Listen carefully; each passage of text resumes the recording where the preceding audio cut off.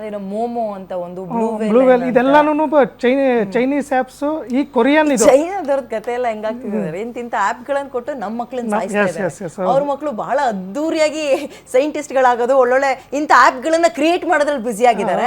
Create ಮಾಡಿರೋ ಆ್ಯಪ್ಗಳಲ್ಲಿ ನಮ್ಮ ಮಕ್ಕಳು ಸಾಯ್ತಾ ಇದ್ದಾರೆ. ನಮ್ದು ಹಣೆ ಬರಲ್ಲ. ಇದು ಕೊರಿಯನ್ ಈಗ ಸ್ಟಾರ್ಟ್ ಆಗಿರೋದು. ಕೊರಿಯನ್ ಅವರು ನಾವು ಆ ಸಂಸ್ಕೃತಿನೇ ಅಳವಡಿಸ್ಕೋಬೇಕು ಅಂತ ರೆಡಿ ಆಗಿದ್ರಂತ ಮಕ್ಕಳೆಲ್ಲಾನು. ಕೊರಿಯನ್ ಲವ್ ಗೇಮ್ ಅಂತ ಇದ್ರ ಹೆಸರು.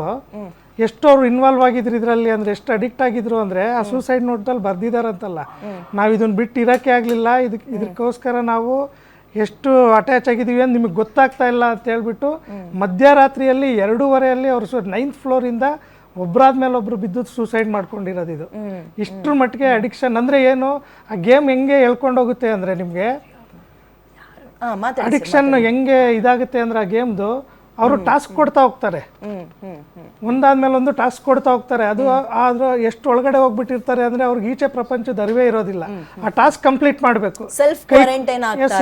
ಕೈ ಕುಯ್ಕೊಳೋದು, ಏನಾದ್ರೂ ಒಂದು ಹಾರ್ಮ್ ಮಾಡ್ಕೊಳೋದು, ಇದೆಲ್ಲ ಮಧ್ಯರಾತ್ರಿ ನೀನು ಈಚೆ ಹೋಗಿ ಓಡಾಡ್ಕೊ ಬರೋದು, ಈ ತರ ಇದು ಬಂದು ಬಂದು ಬಂದು ಎಲ್ಲಿಗೆ ತಲುಪುತ್ತೆ ಅಂದ್ರೆ ಈ ಪ್ರಪಂಚ ಬಿಟ್ಟೇನೆ ಬೇರೆ ಇನ್ನೊಂದು ಪ್ರಪಂಚ ಇದೆ ಅನ್ನೋ ತರ ಹಂತಕ್ಕೆ ಹೋಗಿರ್ತಾರೆ. ಆ ಪ್ರಪಂಚಕ್ಕೆ ಹೋಗ್ಬೇಕು ಅನ್ನೋ ತರ ಈ ತರ ಮೋಟಿವೇಶನ್ ಮಾಡ್ತಾರೆ. ಅದರಿಂದ ನನ್ನ ಪೇರೆಂಟ್ಸ್ ಕೇಳೋದೊಂದೇ, ಮಕ್ಕಳ ಬಗ್ಗೆ ಗಮನ ಕೊಡಿ, ಸ್ವಲ್ಪನಾದ್ರೂ ಅಟ್ಲೀಸ್ಟ್ ಅವ್ರ ಬಗ್ಗೆ ಮಾತಾಡಿ, ಅವ್ರ ಜೊತೆ ಮಾತಾಡಿ. ಎಷ್ಟೇ ನೀವು ಬ್ಯುಸಿ ಇರ್ಬೋದು, ಫೈನಲಿ ನೀವು ಮಾಡೋದೆಲ್ಲ ಮಕ್ಕಳಿಗೆ ಅವ್ರ ಜೊತೆ ಸ್ಪೆಂಡ್ ಮಾಡ್ಬೇಕು. ಆಮೇಲೆ ಅವ್ರ ಕೈ ಮೇಲೆ ಏನೋ ಗಾಯ ಆಗಿದೆ, ಒಂದು ಇದಾಗಿದೆ, ಅಬ್ಸರ್ವ್ ಮಾಡಿ, ಏನು ಅವ್ರ ಆಕ್ಟಿವಿಟೀಸ್ ಅಬ್ಸರ್ವ್ ಮಾಡಬೇಕು. ಓಕೆ, ಬರ್ತೀನಿ ಸರ್ ನಾನು ನಿಮ್ಮ ಹತ್ರ. ಈಗ ತಾನೇ ಡಾಕ್ಟರ್ ದಿವ್ಯಾ ಅಂತ ಮನೋವೈದ್ಯರು ನಮ್ಮ ಜೊತೆ ಜಾಯ್ನ್ ಆಗಿದ್ದಾರೆ. ಮೇಡಮ್ ನಮಸ್ತೆ, ಕಾರ್ಯಕ್ರಮಕ್ಕೆ ಸ್ವಾಗತ.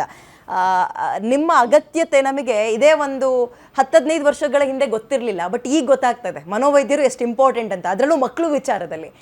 ಈ ಮೊಬೈಲ್ ನಮ್ಮ ಜೀವನದ ಒಂದು ಭಾಗವಾಗಿ ಮಾರ್ಪಾಡಾಗಿದೆ, ಅದನ್ನು ನಾವು ಬದಲಾಯಿಸೋಕ್ಕೆ ಆಗಲ್ಲ. ಈಗ ಸ್ಕೂಲ್ ಮಕ್ಕಳಿಂದ ಹಿಡಿದು ಕಾಲೇಜ್ ಮಕ್ಕಳಿಂದ ಹಿಡಿದು ಕೆಲಸಕ್ಕೆ ಹೋಗೋರು ಎಲ್ರಿಗೂ ಕೂಡ ಮೊಬೈಲ್ ಬೇಕೇ ಬೇಕು. ಬಟ್ ಈ ಮೊಬೈಲ್ ಬಳಕೆ ಅತಿಯಾದ್ರೆ ಏನಾಗುತ್ತೆ ಹೇಳಿ, ಅಮೃತ ವಿಷ ಆಗುತ್ತೆ ಅಂತಾರಲ್ಲ, ಹಾಗೆ ಜೀವ ಕಳ್ಕೊಳ್ಳೋ ಹಂತಕ್ಕೆ ಬಂದಿದೆ. ಸೊ ನಿಮ್ಮ ಫಸ್ಟ್ ಕಾಮೆಂಟ್ ಇದಕ್ಕೆ? ಅದೇ ನನಗೆ ಆಶ್ಚರ್ಯ ಆಗ್ತಿರೋದೇನಂದ್ರೆ, ಇದು ಕೋವಿಡ್ ಟೈಮಲ್ಲಿ ಸ್ಟಾರ್ಟ್ ಆಗಿದೆ, ಮತ್ತೆ ಇವಾಗ ಈ ಕೃತ್ಯ ನಡೆದಿದೆ. ತುಂಬಾ ಬೇಜಾರಾಗತ್ತೆ. ಬಟ್ ಪೇರೆಂಟ್ಸ್ ಇಷ್ಟು ವರ್ಷ ಏನು ಆಕ್ಷನ್ ತಗೊಂಡಿಲ್ಲ ಅನ್ನೋದು ನನಗೆ ಅಂದ್ರೆ ಬೇಜಾರಾಗ್ತಿರೋದು. ಅಂದ್ರೆ ಹಳೆ ಕಾಲದಲ್ಲಿ ಒಂದು ಇನ್ಫಾರ್ಮೇಶನ್ ಇರಲಿಲ್ಲ, ಎಜುಕೇಶನ್ ಇರಲಿಲ್ಲ, ಅವೇರ್ನೆಸ್ ಇರಲಿಲ್ಲ. ಅಂದ್ರೆ ತಜ್ಞರಿದ್ದಾರೆ, ನೀವೆಷ್ಟೇ ಪ್ರಯತ್ನ ಪಡಿ ನಿಮ್ಮ ಕೈಲಿ ಅದು ಆಗ್ತಿಲ್ಲ, ಹತೋಟಿಗೆ ಬರ್ತಿಲ್ಲ ಅಂತ ಹೇಳುವಾಗ, ಅಂದ್ರೆ ಗಮನಕ್ಕೆ ಬಂದಿದೆ ಅಂತ ಗೊತ್ತಾಯ್ತು. ಅಂದ್ರೆ ಅವರು ಹೇಳಿದ್ರಲ್ಲ, ಸ್ಕೂಲ್ ಮಿಸ್ ಮಾಡ್ಕೊಂಡು ಆಟ ಆಡ್ತಾ ಇದ್ರು, ಸೊ ಅದು ಇಂಟೆನ್ಸ್ ಆಗಿದೆ ಅಂತ ಅವ್ರಿಗೆ ಅರ್ಥ ಆಗಿದೆ. ಅದಾದ್ಮೇಲೂ ಅವರು ತಜ್ಞರ ಸಂಪರ್ಕ ಮಾಡಲ್ಲ, ಅವರಿಂದ ಅಭಿಪ್ರಾಯ ತಗೊಳ್ಳಲ್ಲ, ಮತ್ತೆ ಅವರಿಂದ ಸಹಾಯ ಹೌದು. ಸೊ ಅವಾಗ ನನ್ಗೆ ಅರೆ ಏನ್ ಮಾಡ್ತಾ ಇದ್ರು ಅನ್ನೋದು. ಎಲ್ರು ಹೇಳ್ತಾರೆ ನಾವು ಮಕ್ಳಿಗೋಸ್ಕರನೇ ಎಲ್ಲ ಮಾಡ್ತೀವಿ ಅಂತ, ಬಟ್ ಎಲ್ಲೋ ಅವರು ಅವ್ರದೇ ಆದ ಲೋಕದಲ್ಲಿ ಕಳ್ದೋಗಿದ್ದಾರೆ ಅಂತ ಹೇಳೋದು. ಅಂದ್ರೆ ಫಸ್ಟ್ ಇವಾಗ ನಾನು ಚೆನ್ನಾಗಿದ್ರೆ, if I am doing fine in my life ಅಲ್ವಾ, ನಾನು ಸುತ್ತಮುತ್ತ ಕಡೆ ಇರೋರ ಬಗ್ಗೆ ಚೆನ್ನಾಗಿ ಗಮನ ಕೊಡ್ತೀನಿ ಅನ್ನೋದು. ನಾನು ಆದ್ಯತೆ ಮಕ್ಕಳಿಗೆ ಆಸ್ತಿ ಮಾಡೋದ್ರಲ್ಲ, ಮಕ್ಕಳಿಗೆ ಟೈಮ್ ಕೊಡೋದ್ರಲ್ಲಿ ಅನ್ನೋದು ಪೇರೆಂಟ್ಸ್ಗಳು ಮತ್ತೆ ಗಮನಕ್ಕೆ ತಗೋಬೇಕಾಗಿದೆ.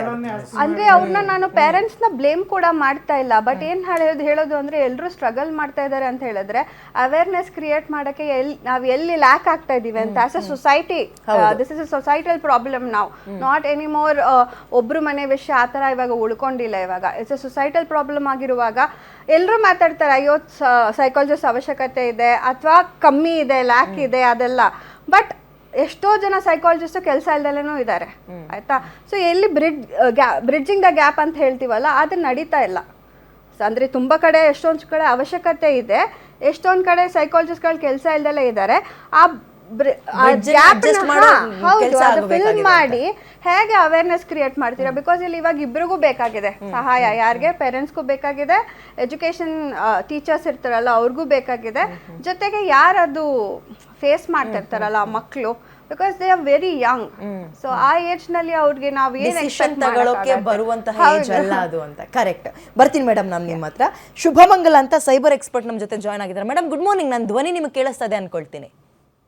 ನಮಸ್ತೆ. ಖಂಡಿತ ಕೇಳಿಸ್ತಾ ಇದೆ. ಈ ಗೇಮ್ ಇನ್ವೆಸ್ಟಿಗೇಷನ್ ಬಗ್ಗೆ ನಿಮ್ಮ ಹತ್ರ ಕೇಳ್ತೀನಿ. ಅದಕ್ಕಿಂತ ಮುಂಚೆ ಈ ಸ್ಟೋರಿ ನಿಮ್ ಗಮನಕ್ಕೆ ಬಂದಾಗ ನಿಮ್ಗೆ ಏನ್ ಅನ್ನಿಸ್ತು ಮೇಡಮ್? ಇದು ನಡೀತಾ ಇತ್ತು. ಬೇರೆ ಬೇರೆ ರೀತಿಯಾದ ಗೇಮ್‌ಗಳ ಮಧ್ಯದಲ್ಲಿ ನಮ್ಮ ಮಕ್ಕಳು ಮುಳುಗೋಗ್ತಾ ಇದಾರೆ. ಯಾಕೆಂದ್ರೆ ಎಲ್ಲರಿಗೂ ನೆನಪಿರ್ಬಹುದು. ಬ್ಲೂ ವೇಲ್ ಬಂತು, ಅದನ್ನ ತಡೆದ್ವಿ.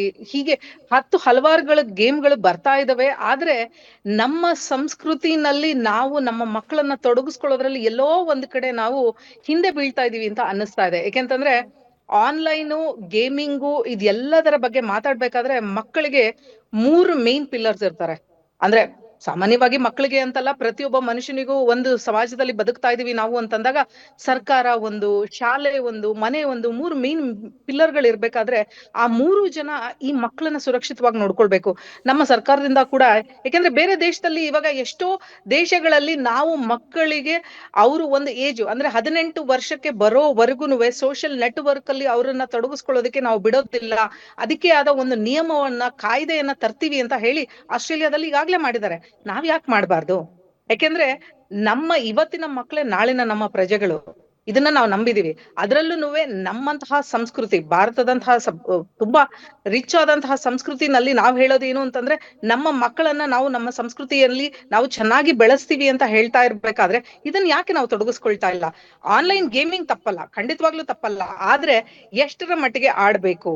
ಯಾವ್ದನ್ನ ಆಡ್ಬೇಕು? ಹಾಗೆ ತಂದೆ ತಾಯಿಯರ ಗಮನಕ್ಕೆ ಏನ್ ಬರ್ಬೇಕು? ಇದೆಲ್ಲವೂ ಎಲ್ಲೋ ಸೋತ್ ಹೋಯ್ತಾ ಅಂತ ಅನ್ನಿಸ್ತು. ಯಾಕೆಂದ್ರೆ ಮಧ್ಯರಾತ್ರಿ ಬೆಳಗಿನ ಜಾವ 2 ಗಂಟೆ 10 ನಿಮಿಷದಲ್ಲಿ ಈ 3 ಜನ ಹೆಣ್ಣು ಮಕ್ಕಳು, ಅವರಿಗೆ ಇನ್ನು ಪ್ರಪಂಚನೇ ಏನು ಅಂತ ಗೊತ್ತಿಲ್ದಿರುವಂತ ವಯಸ್ಸಿನಲ್ಲಿ ಆತ್ಮಹತ್ಯೆ ಮಾಡ್ಕೊಳ್ಬೇಕು ಅನ್ನೋದು ತಲೆಗೆ ಬಂದಿದೆ ಅಂದ್ರೆ ಯಾವ ರೀತಿಯಾದಂತಹ ಒಂದು ಪ್ರೆಷರ್ ಅವ್ರ ಮೈಂಡಿಗೆ ಬಂದಿರಬಹುದು. ಮೊದಲನೇದು. ಎರಡನೇದು, ಇದು ಗೇಮಿಂದಾನೇ ಆಯ್ತಾ ಅಥವಾ ಗೇಮಿನ ಹಿಂದೆಗಡೆ ಬೇರೆ ಯಾವ್ದಾದ್ರೂ ಒಂದು ಷಡ್ಯಂತ್ರ ಇತ್ತಾ? ಯಾಕೆಂದ್ರೆ ನಮ್ಗೆಲ್ಲ ಗೊತ್ತೇ ಇದೆ, ಆನ್‌ಲೈನ್ ಗೇಮಿಂಗ್ ಅಂದಾಗ ಎಷ್ಟೋ ಸತಿ ಯಾವ್ದೋ ರೀತಿಯಾಗಿ ಸಿಕ್ಕಾಕೊಂಡ್ ಬಿಟ್ಟಿರ್ತಾರೆ.